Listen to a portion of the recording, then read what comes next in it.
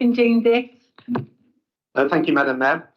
There's no need for me to remind you that Labour won a stonking victory in May, but they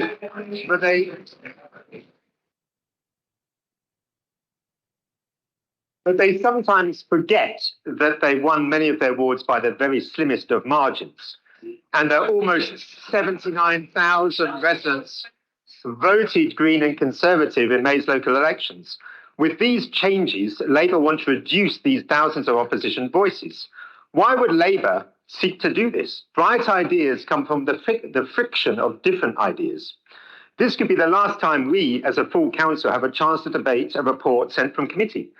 Today could be the last time each political party can submit 2 noms under their own name.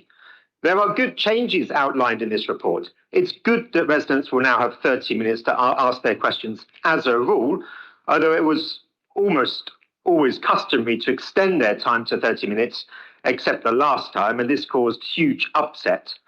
Residents should be front and centre of this meeting. Residents ask questions passionately. It's nerve-wracking. They deserve full respect.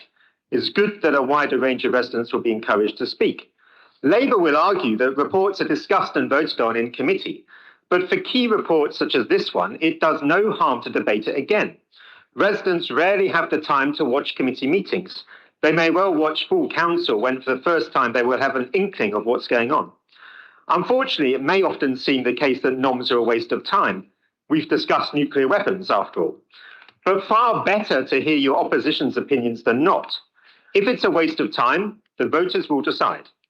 In Strategy, Finance and Regeneration Committee, councillor debate was described as a political pantomime. Actually, we are raising important issues for residents. You might think it's pantomime because you don't agree with it.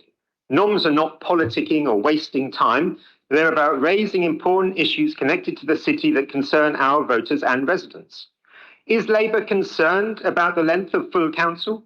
Do we all need to go home to bed early? We only meet 5 or 6 times per year. If my memory serves me right, it's usually Labour that votes against going beyond 9 o'clock. It is exactly at times like these, when one party has a particularly large majority, that opposition voices are important. It is not a good look when large majorities suddenly use that majority to stifle debate for no good reason.